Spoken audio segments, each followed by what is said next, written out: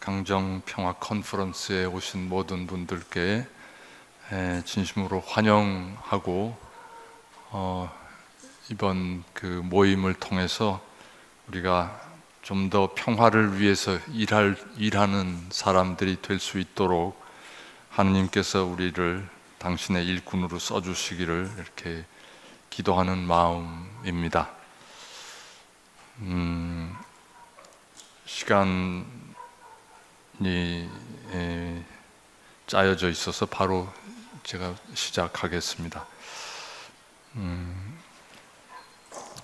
그 세월호 이 사고 직후에 여러분들도 다 기억하시겠지만 그 가족들 중에 어떤 분이 굉장히 그때 그 분노와 어떤 그 큰 실망 속에서 이게 국가냐, 이런 게 국가라면은 나는 이 대한민국에 살고 싶지 않다. 사건이 어느 정도 마무리되면 이민 가려고 한다. 그런 말을 이렇게 거침없이 했었습니다. 그 말씀을 이렇게 들으면서 저는 새삼 이 국가란 것이 도대체 무엇인가 하는 것을 이렇게 다시 생각하게 됐습니다. 사전을 찾아보면 국가는 일정한 영토와 그곳에 사는 사람들로 구성되어 통치권을 갖고 있는 공동체, 나라, 이렇게 설명이 되어 있더라고요. 국가는 통치권을 갖는 공동체라고 풀이했습니다. 그 국민을 다스리는 권력을 가진 주체라는 거죠. 그런데 그렇다면은 그 설명에 의하면, 그러니까 우리가 일반적으로 국가라고 했을 때 가지고 있는 그 우리 머릿속의 인식은 국가는 국민 위에 이렇게 위에서 국민을 이렇게 다스리고 통치하는 그런 존재이고, 국민은 국가에 추종해야 하는 그 아랫사람이라는 그런 인식이 전제되어 있다고 이렇게 생각이 됩니다. 그래서 우리 한국어의 이 국민이라는 단어 자체에 상당히 문제가 저는 있다고 느낍니다. 국가의 그 민이라는 백성이라는 말인데, 국가를 중심으로 해서 국가를 이루는 사람들이니까 국가 쪽에, 나라 쪽에 더 그 방점이, 중요한 그 강조점이 있고, 민은 이렇게 따라가는 그런 부수적인 존재로 이렇게 기본 개념이 깔려 있는 것 같아요. 우리 헌법에 보면, 대한민국 헌법에 보면 이런 표현이 나옵니다. 대한민국의 주권은 국민에게 있고 모든 권력은 국민에게서 나온다. 헌법 1조에 나오는 말입니다. 다시 말해서 이 헌법 정신에 의하면 국가란 국민을 위해서 존재합니다. 대한민국이라는 국가의 통치권은 국민에게서 받는 것입니다. 국가는 국민의 생명과 재산을 보호하고 지키기 위해서 존재하는 것이고, 국민이 국가를 위해서 존재하는 것이 아니라는 얘기입니다. 그런 의미에서 우리 헌법은 아주 이상적인 훌륭한 조문을 가지고 있는 셈입니다. 그런데 이 헌법 정신이 우리 현실에서는 제대로 살려지지 못하고, 오히려 일반 통념, 사전상의 그 통념이 더 이렇게 널리 이렇게 모두에게 인식이 되어 있는 것이 아닌가 하는 그런 생각이 듭니다. 20세기 전반에, 1900년대 전반에 우리는 세계 대전을 2번 치렀습니다. 엄청난 그 희생을 치루었습니다. 그러나 그 엄청난 희생 덕분에 인류가 한 가지 깨달은 것은 아무리 국가라고 해도 인간 생명과 인간의 기본적인 인권을 마음대로 좌지우지하거나 박탈할 권리는 갖지 못한다는 그런 그 깨달음입니다. 인간 생명은 국가의 가치보다도 더 우선되는 존재라는 그런 인식이 이 몇 천만 명의 그 생명을 그 희생시킨 다음에 인류가 깨달은 진리입니다. 인간이 국가가 존재하기 전부터 국가 권위에 근원을 부여하는 주체로서 이미 존재한다는 그런 인식이 이렇게 그 많은 희생과 고통을 통해서 비로소 세계 그 지도자들이 조금씩 인식하게 됐다는 겁니다. 그래서 1948년 12월 8일에 유엔에 모인 50개국 정상들이 이 세계 인권 그 선언문을 채택하기에 이른 것입니다. 우리는 보통 그 국가, 나라라고 하면 우리 보통 사람들은 굉장히 그 숭고하고 그 고귀한 가치를 갖고 있고 그래서 국가를 상징하는 이 국기 앞에서는 이렇게 행동도 굉장히 조심하고 함부로 못하고 또 국가를 위해서 몸을 바친 사람들을 애국자라고 해서 우리가 존경하고 찬양합니다. 그러나 인류가 살아온 그 역사의 과정을 이렇게 돌이켜 보면은 국가라는 존재는 과연 진정 그런 신성한 가치 아니면 절대적인 가치를 지니고 있는가 하는 데 대해서 우리가 의문을 갖게 됩니다. 왜냐하면 역사의 여정에는 국가의 이름으로 정말 엄청난 그 범죄들이, 죄악들이 저질러져 왔기 때문입니다.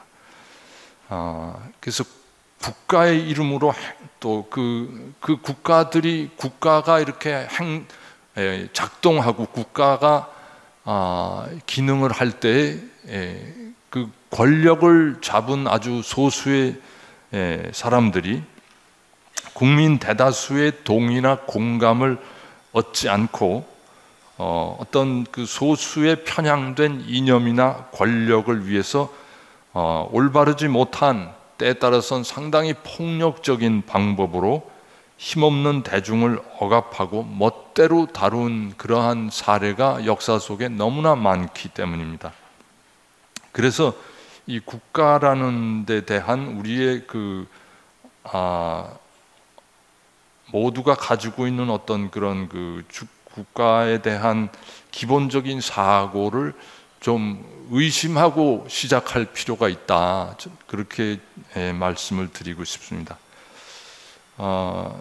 이 수천만 명의 인명을 살상한 그 세계대전 두 차례, 세계 1차 대전, 2차 대전, 참 모두 다 국가가 저지른 일들입니다. 조선을 식민지로 해서 36년간 그 수탈하고 또 아시아 여러 나라의 를 침략하고 전쟁을 일으키고 남경의 그 30만 명의 그 학살극을 일으킨 것도 일본이라는 국가가 저질렀습니다. 그리고 민족을 해방한다면서 6.25 전쟁을 일으켜서 또 수백만 명을 희생시킨 것도 그 북조선 그 인민공화국의 이름으로, 국가의 이름으로 저질러졌습니다. 조금 더 구체적으로 좀 이 국가의 성립 과정을 예를 들어서 제가 좀 말씀을 드려보고 싶은데, 우선 그 미국이라는 구체적인 사례를 들어보고 싶습니다. 저는 반미주의자가 아닙니다. 미국의 미국에 200만 명의 한국 사람들이 살고 있고, 저도 제 가족이 저만 빼고 다 미국 가 있습니다.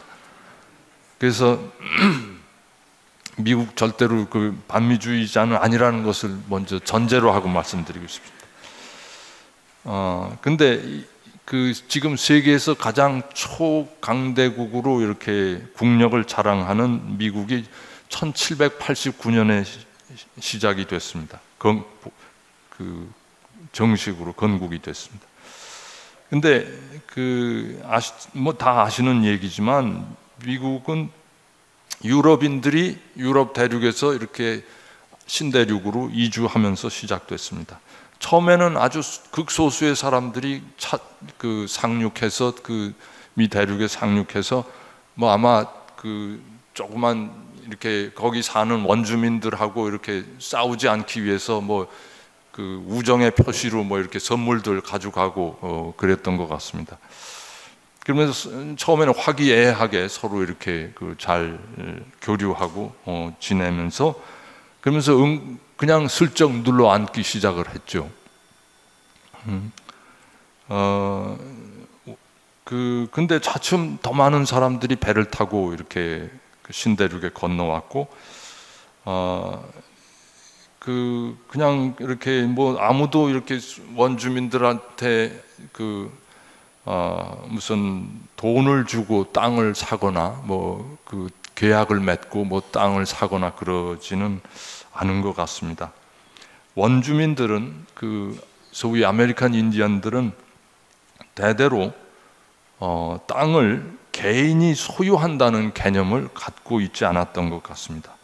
땅은 자기들이 태어나기 전부터 조상 대대로 이미 있었고, 아무도 여기는 내 땅이니까 들어오면 죽인다 하고 이렇게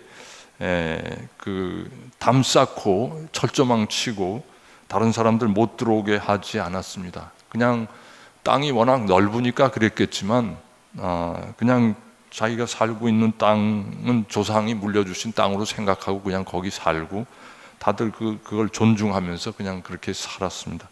근데 이주민들이 들어와서, 그러니까 자기네들이 그렇게 살아왔으니까 유럽에서 이주민들이 와서 집 짓고 살아도 거부하지 않고 그냥 받아들였습니다. 유럽인들은 거기에 대해서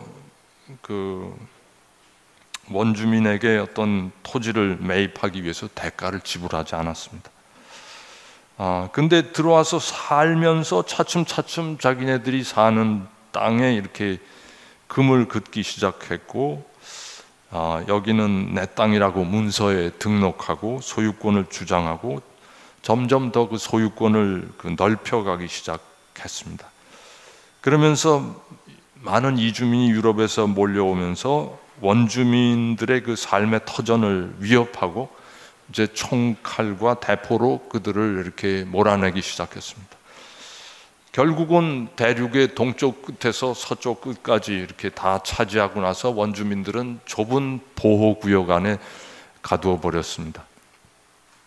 미국이 영국으로부터 독립을 선포하고 새로운 국가로 건국했을 무렵 유럽계 이주민은 100만 명 정도였고, 거기 사는 대륙에 살던 원주민은 1000만 명 정도 있었다고 합니다. 아마 이 통계는 그렇게 과학적인 통계라고 생각은 안 됩니다만, 여하튼 대충 그렇게 이렇게 문서들에 나와 있더라고요. 근데 그런 후에 100년이 지난 후에 외부에서 온 이주민은 100만 명에서 1억 명으로 100배가 늘어났고, 원주민은 1000만 명에서 50만 명으로 줄었습니다. 그러니까 이주민들은 100배가 늘어난 데 비해서 원주민들은 20분의 1로 줄어들었습니다. 이 100년 사이에 어떻게 이런 엄청난 변화가 있었을까? 결국 그냥 여러 부족으로 나뉘어서 이렇게 자유롭게 흩어져 살던 원주민들이 이제 이렇게 유럽 이주민들의 무력에 의해서 밀려나고 삶의 터전을 잃고 이렇게 쫓기다 보니까 그 통에 이제 학살당하기도 하고 굶어 죽기도 하고 질병에 시달리다가 죽기도 하고, 그래서 아주 급격히 이렇게 인구가 감소했습니다. 이것이 오늘날의 USA가 건립되는 과정입니다. 그냥 다른 거 빼고 경위만 보면 간단하게 그렇습니다. 그렇게 성찰해 본다면 정말 국가라는 존재에 신성하고 숭고하고 인간의 인권을 우선할 수 있는 국민의 인권을 우선할 수 있는, 절대로 지켜야 할 그런 가치가 있다고 우리가 장담을 할 수 있겠는가, 그런 생각이 드는 것입니다. 일본이란 나라를 또 생각해 봅니다. 여기 일본 주교님도 와 계시지만 일본이란 나라도 오랜 세월 동안 하나의 국가가 아니었고 봉건 국가라고 할까? 각 지역의 영주들이 입법, 사법, 행정 모든 권한을 다 가진 그런 독자적인 한 나라나 마찬가지였습니다. 그리고 그 지역의 영주들이 대개 무사였기 때문에 이 무사 계급들이 영토를 놓고 전투를 자주 벌였습니다. 그것을 조정하려고 제일 영주들 중에 가장 힘이 있는 영주가 전국을 이렇게 통합하는 중앙 통치 기구인 막부를 설정했습니다. 막부는 개별 영주가 중앙 정부인 막부에 얼마나 공헌하는가에 따라서 영토를 더 주기도 하고 뺏기도 하고 그랬습니다. 그렇지만 이 도쿠가와 막부가 너무 오랫동안 이렇게 지속이 되다 보니까 힘도 약해지고 또 여러 가지 부패도 생기고, 그러다 보니까 일본의 몇몇 영주들이 남서쪽에 있는 몇몇 지역의 영주들이 힘을 합해서 전투를 벌이고 중앙정부인 막부를 쓰러뜨립니다. 그게 소위 명치 유신이 시작되는 계기였습니다. 그러면서 그러니까 봉건 체제가 무너지고 중앙 정부가 막강한 어떤 새로운 중앙 집권 체제의 천황 중심인 정부가 생기게 되는데, 여기서 천황이란 이 무사들이 일으킨 중앙 정부를 합법성을 부여하고 어떤 권위를 부여하기 위해서 천황이란 어떤 신화적인 존재를 이렇게 동원해서 제국을 세운 것입니다. 이 제국의 권력을 더 확대하고 공고히 하기 위해서 그들은 아시아의 이웃 나라들을 보호해 준다는 명목으로 강제로 조약을 맺고 관계를 설정한 다음에 왕권을 무너뜨리고 자기 나라에 통합해 갔습니다. 이것이 오늘의 일본이라는 국가가 형성된 과정입니다. 우리 지금 대한민국 좀 생각해 보겠습니다. 유엔이라는 세계 열강의 여러 나라 50여 개국의, 지금은 훨씬 더 많아졌지만 우리 대한민국 정부가 수립될 때만 해도 50여 개국밖에 안 됐습니다. 유엔 가입된 국가 수가. 그 50여 개국의 대표가 모여서 남한 단독 선거를 결정하고 국민의 투표로 정부가 설립되고 대한민국 헌법이 정해지고 국호가 선포되었습니다. 이승만 정권의 행적에 대해서 여러 가지 평가가 나뉘어지기는 하지만 그래도 일단은 하여튼 국민의 총선거를 통해서 민의에 의해서 구성된 정부였습니다. 그러나 이 이승만 정권이 1948년 8월 15일에 그 정부 수립을 공식적으로 선포했는데 그 같은 해 48년 10월 17일에 여러분들이 아시다시피 이 제주도에만 그 국한된 계엄령을 선포했고 4.3에 대한 본격적인 진압을 명령해서 무장 세력을 일소한다는 그 명목으로 제주 중산간 마을을 초토화하고 민간인들을 학살하기 시작했습니다. 그리고 또 조금 있다가 1950년 이제 6.25 전쟁이 터지니까 적에게 그 협조할 가능성이 있는 위험 인물들을 미리 체포해라. 예비 검속이라는 명목으로 체포해서 아무런 정당한 재판이나 그 조사 과정 없이 이들을 무더기로 처형하였습니다. 결국 제주도 주민 전체 10% 이상 3만여 명이 학살되었습니다. 같은 시기에 제주도 4.3의 이런 희생이 이루어지는 같은 비슷한 시기에 전국 각처에서는 또 보도연맹이라는 그 조직이 완전히 아주 철저히 그 처단당하는 그런 그 사건들이 여기저기서 터졌습니다. 보도연맹이란 그 젊은 분들은 잘 모르시겠지만 이승만 대통령이 이제 그 대한민국을 이렇게 건립하면서 그 전에 있던 좀 사회주의적인 사상을 가진 사람들이 대한민국 정부에 좀 더 이렇게 제대로 합류하고 또 힘을 합쳐서 나라를 일으켜 세우자 하는 그런 뜻으로 좌익 사상을 버리고 이제 대한민국의 건설을 위해서 협력하자 하는 그런 뜻으로 이들을 그 보도연맹이라는 명칭의 단체에 거의 강제로 가입을 시킵니다. 근데 이때 뭐 정확한 자료도 지금은 아직 조사가 안 돼 있는 것 같은데 30만 명 가까이가 이 보도연맹에 가입이 됐었다고 하고, 근데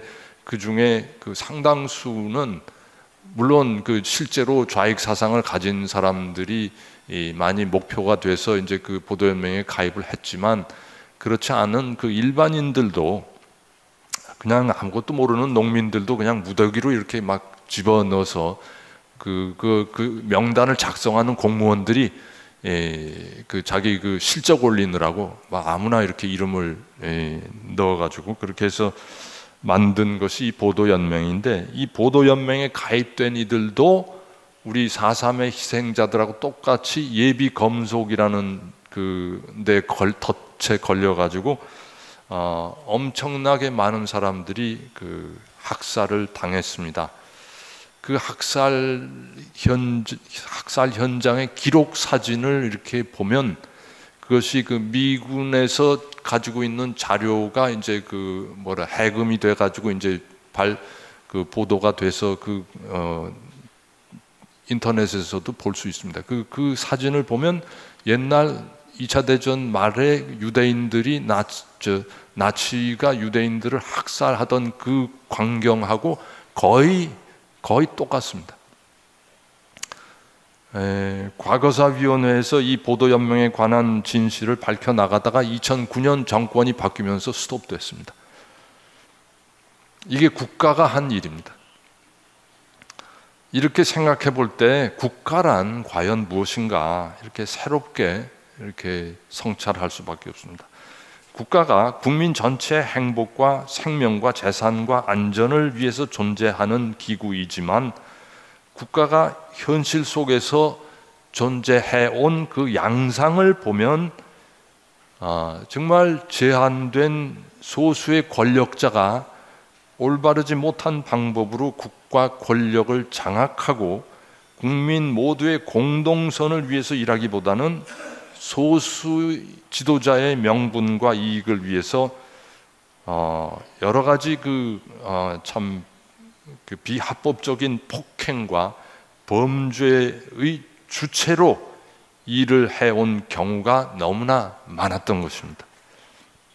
그리고 국가가 섬기고 보호해야 할 국민의 기본권을 유린해온 사례가 너무나 허다했습니다. 시간 관계상 제가 5.16 군사 쿠데타 이후에 있었던 일 다 생략합니다. 그렇다면 국가란 국민이 항상 무조건 추종하거나 순종하여야 할 신성 불가침의 존재로 인식하고 있는 것은 문제가 있다, 이렇게 생각이 됩니다. 국가란 인간의 기본적인 인권을 마음대로 조정 처리할 그런 권위를 사실은 아무에게서도 받은 적이 없습니다.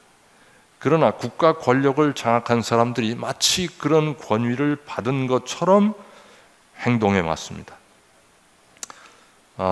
고대 왕정 시대에는 임금이 신에게서 직접 자기 왕으로서의 권위를 받았다는 것을 이렇게 드러내기 위해서, 자기 권위가 신성하다는 것을 드러내기 위해서 임금이 제관의 직무를 겸하는 경우들이 많았습니다. 에집트 제국에서도 그랬고, 바빌로니아 제국에서도 그렇고, 유다 제국, 유다 왕국에서도 그런 적이 있었습니다.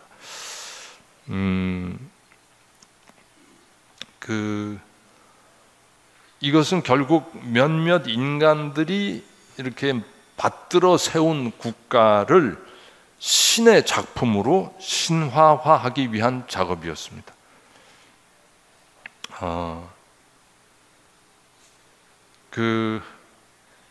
이스라엘 백성은 본래 아시다시피 왕정 체제를 갖고 있지 않았죠. 판관이 이렇게 다스리고, 탈 났을 때만 판관이 나서서 이렇게 식별해주고 판단해주고, 이렇게 또 누구 침략을 받으면 앞장서서 나가서 싸워주고 그러던 차에 이제 자꾸 이민족의 침략이 잦아지니까 이스라엘의 원로들은 사무엘 예언자에게 가서 우리에게도 왕을 세워주시오 하고 이렇게 요구하기 시작을 했죠. 성서에 보면 사무엘이 무척 속이 상했다고 합니다. 근데 하느님께서 사무엘에게 이렇게 말씀하셨습니다. 백성이 너에게 하는 말을 다 들어주어라. 그들은 사실 너를 배척한 것이 아니라 나를 배척하여 더 이상 나를 자기네 임금으로 삼지 않으려는 것이다. 이게 아마 본래 제 원고에 안 들어있어서 통역하시는 박 시무님이 지금 고생하실 것 같은데, 사무엘 전서 8장 7절의 말씀입니다. 그리고 사무엘은 하느님 말씀을 듣고 임금을 요구하는 이스라엘 원로들에게 너희들이 지금 요구하는 게 뭔지 아냐? 너희들이 요구하는 왕국의 실체는 이런 거다 하고서 이제 하느님 말씀을 전합니다. 이게 사무엘 전서 8장 11절에서부터 18절의 말씀입니다. 그냥 빨리 읽어드리죠. 이것이 여러분을 다스릴 임금의 권한이요, 그는 여러분들을, 그는이라는 건 왕이라는, 새로 세워질 왕을 말합니다. 왕은 여러분들의 아들들을 데려다가 자기 병거와 말 다루는 일을 시키고 병거 앞에서 달리게 할 것이요, 천인대장이나 50인 대장으로 삼기도 하고 그 밭을 갈고 수확하게 할 것이며 무기와 병거의 장비를 만들게도 할 것이요. 그는 또한 여러분의 딸들을 데려다가 향 제조사와 요리사와 제빵 기술자로 삼을 것이요. 쭉 이어집니다. 그래서 하여튼 그러다가 나중에는 여러분의 나귀를 끌어다가 자기 일을 시킬 것이요. 여러분의 양떼에서도 11조를 거두어 갈 것이며 마지막엔 여러분마저 그의 종이 될 것이요. 그제야 여러분은 스스로 뽑은 임금 때문에 울부짖겠지만 그때 주님께서는 응답하지 않으실 것이요. 예나 지금이나 사람들은 그 국가의 발전과 성장을 위해서 강력한 리더십을 원합니다. 그리고 그 국가의 통치 권력에는 뭔가 어떤 초월적인 권위의 근거가 있을 것이라는 막연한 인식이 많은 사람들 안에 자리 잡고 있습니다. 분명한 그런 그 권위의, 국가가 지니는 초월적인 권위의 근거는 아무데도 없습니다. 근데 막연히 다들 그렇게 생각하고 있습니다.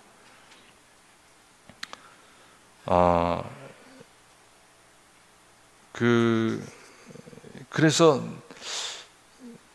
이 사무엘서에서도 나오지만 이스라엘 사람들도 눈에 보이지 않는 하느님의 통치를 받기보다는 눈에 잘 보이고 막강한 군사력과 경제력을 장악하고 발휘할 수 있는 임금의 통치를 더 원했습니다.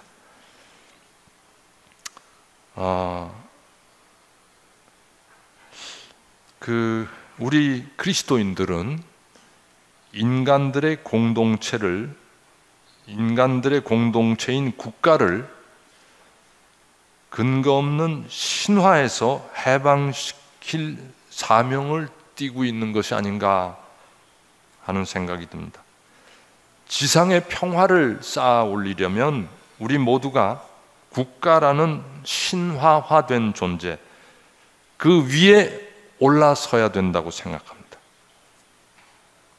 권력을 행사하는 이들도 신격화된 국가에서 해방될 때 비로소 국가를 초월하는 더 높은 궁극적인 가치를 지향할 수가 있다고 봅니다. 그런 전망을 갖지 못하면 그쪽으로 나아갈 수가 없습니다. 즉 국가 권력도 국가를 현실 속의 가치 체계의 최고 순위에 놓지 말고 국적과 국경을 넘어서 인류 전체의 행복과 평화를 추구하는 초월적인 전망을 열어갈 수 있을 때 세상에 참 평화가 시작될 것입니다. 그렇지 않으면 나라와 나라 사이의 마찰과 분쟁은 세상 끝날까지 극복할 수 없을 것입니다. 이제 국가, 아까는 주로 국가의 통치권과 관련해서 말씀을 드렸는데, 이제 국가와 영토, 사전에 나와 있는 국가의 큰 특징 중에 영토를, 일정한 영토를 가지고 있다는 거하고 통치권이라는 거하고 두 가지를 제가 처음에 말씀드렸는데, 이 영토에 대해서 좀 말씀드려 보겠습니다. 지금 세계 평화를 가장 위협하는 곳은 중동 지역입니다. 이스라엘과 팔레스타인의 긴장이 끊이지 않고 이어지다가 가자 지구에서 엄청나게 많은 민간인들이 애꿎게 죽어가 나갔습니다. 또 최근에는 시리아 지역의 내란이 이어지다가 이제 또 이슬람 국가라고 하는 새로운 또 체제가 이렇게 등장하면서 지금 그쪽 이라크 북부 지역, 시리아 북부 지역으로 이제 연합군들이 이제 지금 폭격을 시작하고 하고 있는데, 하여튼 이루 말할 수 없는 그 비극이 거기서 이렇게 이어지고 있습니다. 이 중동 지역은 고대에서부터 여러 제국들이 서로 그 땅을 놓고서 뺏고 빼앗기고 그런 각축의 연속이었습니다. 아브라함 후손 이스라엘 백성은 근데 성서로 돌아가서 이렇게 생각을 해보면 이들은 본래 나그네로 떠돌다가 노예 생활을 하던 그 에집트를 탈출한 후에 모세의 그 인도하에 40년 동안 광야를 떠돌다가 여호수아의 인도로 겨우 팔레스티나 땅에 정착했습니다.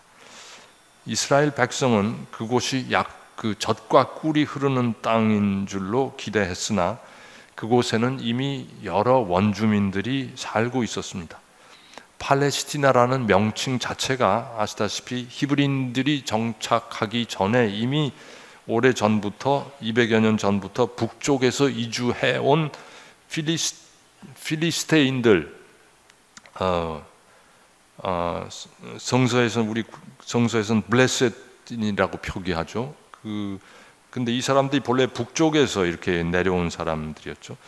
그 사람들이 내려와서 먼저 이렇게 점령하고 차지하고 있어서 거기서 이제 팔레스티나라는 이름이 유래했는데, 이 히브리인들이 블레셋 사람들과 또 다른 그 지역의 원주민들과 수많은 갈등과 전투를 거친 끝에 이스라엘 왕국을 세웠습니다. 근데 이 왕국이 또 그 얼마 안 가서 남북으로 양분되었고 기원전 586년에 바빌로니아 제국에 의해서 완전히 멸망당했죠.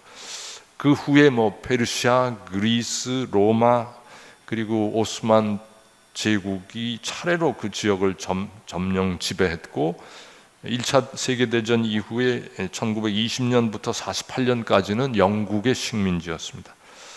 오늘날 이스라엘 새 정부가 다스리고 있기는 하지만 이런 팔레스티나의 긴 역사를 이렇게 되짚어 본다면 이 땅이 유대인들의 땅이라고, 유대인들만의 땅이라고 단언하기가 쉽지가 않은 거죠.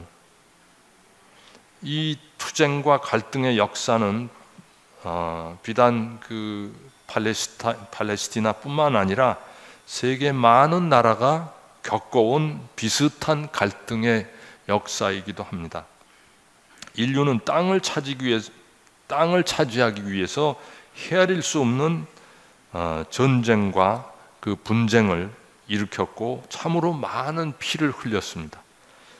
성서의 전통에서 땅은 인간이 독점할 수 있는 그 소유물이 될 수 없습니다. 레위기에 보면 땅은 어디까지나 하느님이 잠정적으로 인간에게 관리를 위탁한 하느님의 소유물이지 인간이 이것을 영구히 자기 것으로 만들 자격이 없는 것으로 이렇게 나옵니다. 사정이 어려워서 땅을 남의 손에 넘겼다고 하더라도 희년이 되면 남의 땅을 이렇게 뺏었던 사람도 차지했던 사람도 원주인에게 돌려주어야 한다는 것이 성서의 기본적인 입장입니다. 레위기 25장 23절에 보면 땅을 아주 팔지는 못한다. 땅은 나의 것이다. 너희는 내 곁에 머무르는 이방인이고 거류민일 따름이다. 이게 하느님의 말씀입니다. 땅은 아주 팔지는 못한다. 땅은 내 거다. 내 거다. 너희는 그냥 거기 머무르는 거류민, 이방인일 따름이다. 땅에서 나는 모든 소출의 10분의 1을 바치라는 그 11조의 규범도 땅에서 얻은 모든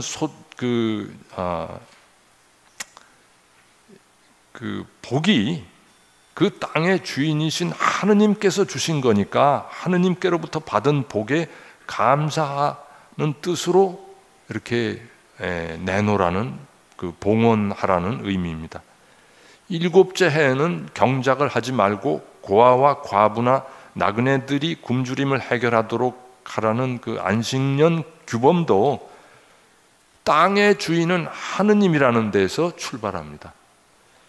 하느님께서 힘없는 이들에게도 그들이 먹는 것을 원하시니, 그들도 굶주리지 않고 먹기를 원하시니까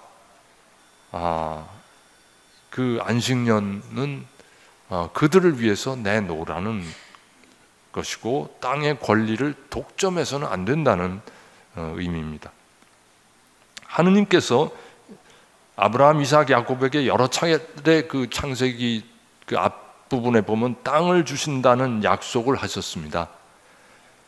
근데 이 그 창세기에 나오는 땅의 개념은 오늘날 우리가 생각하는 그 땅의 개념과는 좀 다릅니다. 하느님께서 땅을 주시는 것은 그곳에서 살고 농사짓고 가축을 키우면서 생계를 이어갈 수 있는 터전을 마련해 주신다는 의미이지, 땅 그 자체를 그 소유물로 내어주어서 땅 주인이 되라고 하시는 이야기는 아니라는 겁니다. 땅 주인은 하느님이시기 때문입니다.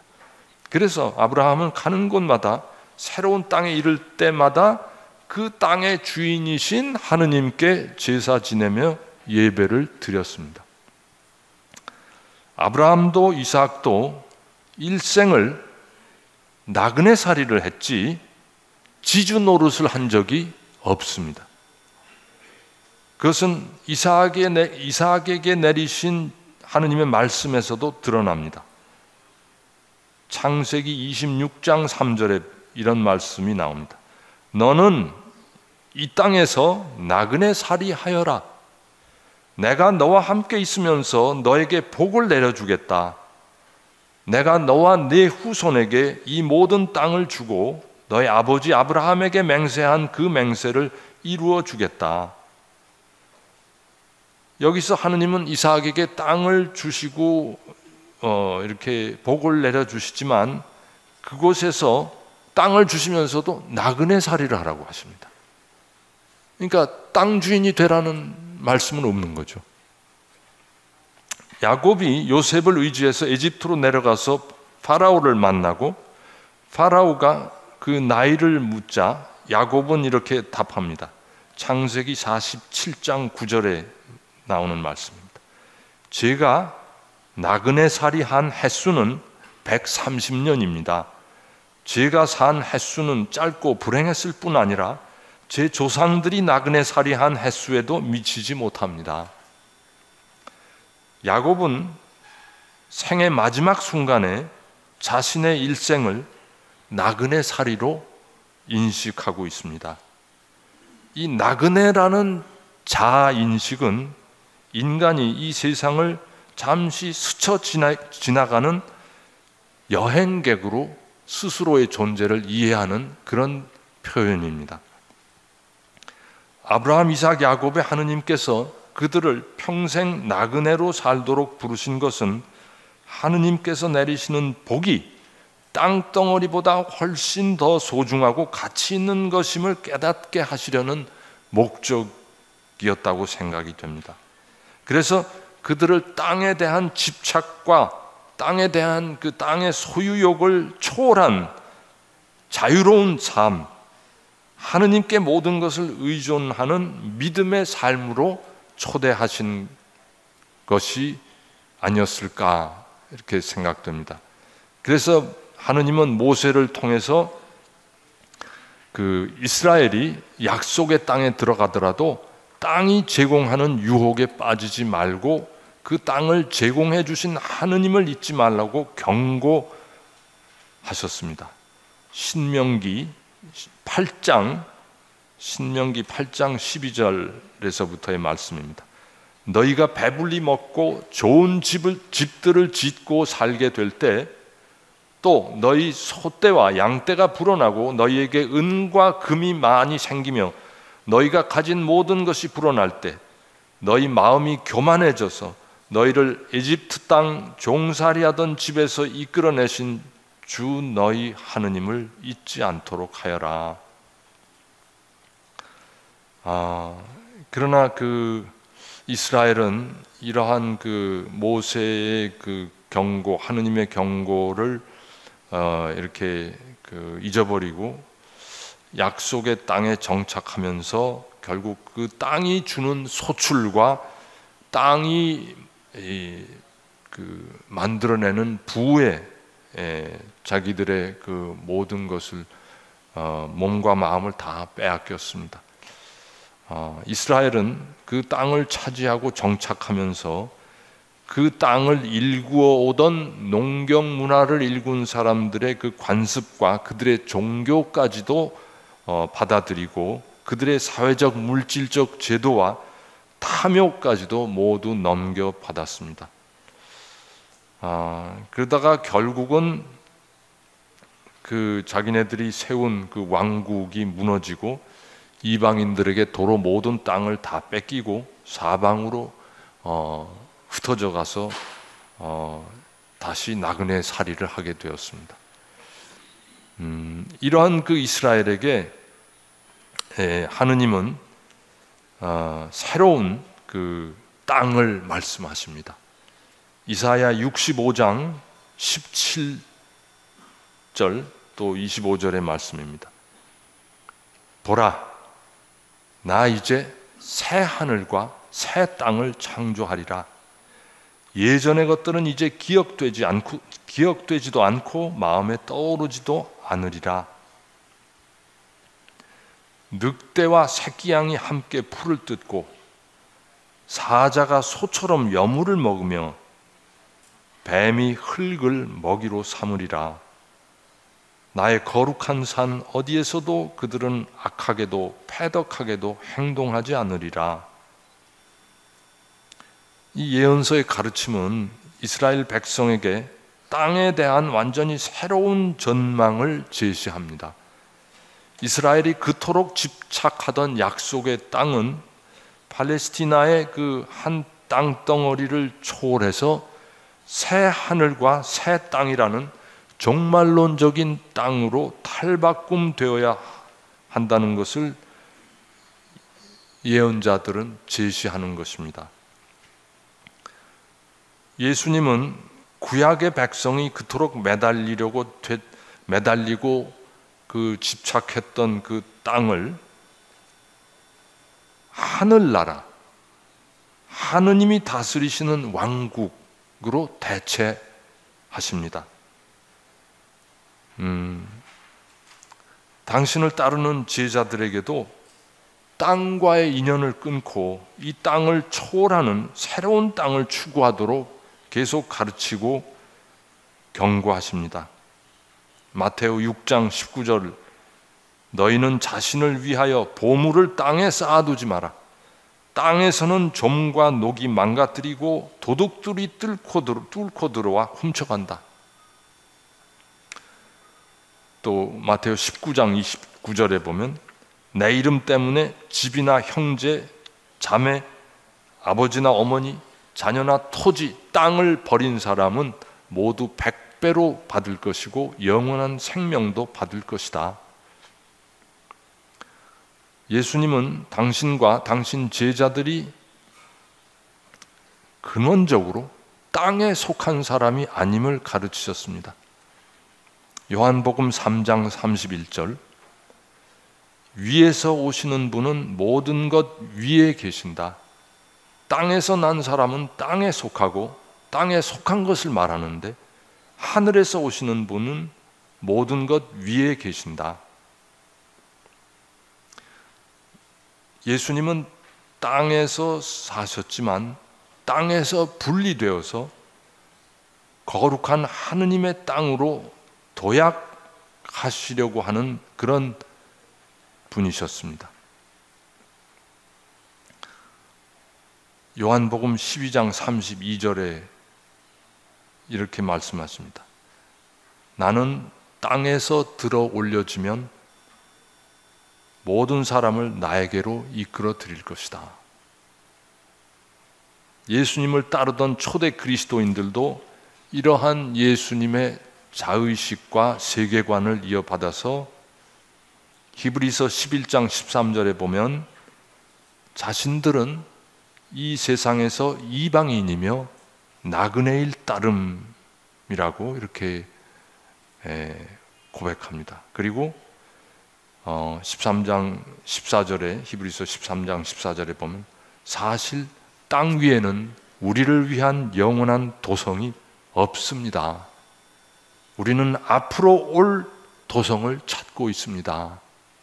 이렇게 고백하고 있습니다. 제가 한 2주 전인가 일본 후쿠오카에서 열리는 일본 주교회의 정의평화위원회가 주관하는 일본 전국 정의평화대회라는 회의에 참가할 기회가 있었습니다. 거기서 기조 강연을 하도록 부탁받고 오늘 제가 여러분들에게 말씀드린 내용과 유사한 내용을 이렇게 강연을 했습니다. 그리고서 둘째 날 이렇게 저도 거기 참가자들과 함께 현장 체험 그룹에 끼어서 버스를 타고 후쿠오카에서 조금 북쪽으로 올라간 치쿠호라는 지역이 있었습니다. 거기를 이제 방문을 했는데 거기가 치쿠호라고 탄광지대입니다. 지금은 탄광이 다 사라졌는데 옛날 탄광 지대를 살펴볼 기회가 있었습니다. 거기 간 이유는 일제강점기 때 강제징용을 당해서 끌려간 조선인들이 그 지역에서만 많을 때는 15만 명이 갱도에서 일을 했고 너무나 열악한 환경의 중노동과 굶주림과 질병, 그 다음에 낙반사고 등등의 이런 일로 그곳에서 많이 죽어간 그런 곳입니다.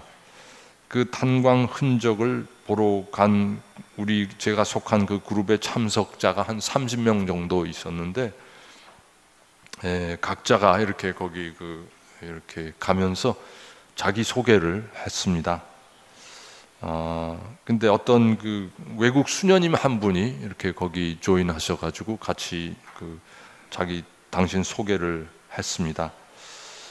그 수녀님은 그 전날 제 강연을 들은 다음에 저한테 개별적으로 와서 당신도 역사 속에서 국가가 인간들에게 얼마나 엄청난 고통을 주어왔는가를 굉장히 가슴 아프게 생각을 하고 있었는데 뭔가 자기 마음속에서 잘 정리가 안 됐었는데 주교님 말을 듣고 보니까 아주 뭔가 좀 선명해졌다고 그런 이야기를 하셨습니다. 그 전날. 근데 그 수녀님이 그날 이렇게 버스 타고 가면서 자기 소개를 하시는데 이렇게 말했습니다. 제 이름은 마리아입니다. 저의 국적은 하느님 나라입니다. 제가 그 말씀을 듣고 정말 가슴이 뭔가 그냥 망치로 치는 것 같은 그런 어떤 감동을 이렇게 받았습니다. 우리 그리스도인들은 이 세상의 그렇다고 제가 국가를 무시하라는 얘기는 아닌데 이 세상에 그냥 막연히 이렇게 전제되어 있는 그런 국가관은 탈피해서 그보다 훨씬 더 높은 가치, 하느님의 나라라는 가치를 더 우선할 수 있는 그런 확신을 가지고 살아야 되지 않겠는가 그런 생각을 합니다. 예수님이 이 세상에 오셔서 처음부터 끝까지 가장 많이 이렇게 선포하신 복음 말씀의 단어가 하느님 나라입니다. 왜 예수님이 하느님 나라라는 말을 그렇게 많이 쓰셨을까? 이 잘못된 국가관을 이렇게 무너뜨리고 우리를 거기서 해방시키기 위한 첫 작업을 해주신 것이 아닌가, 그런 생각을 했습니다. 이상 제 말씀 마치겠습니다. 고맙습니다.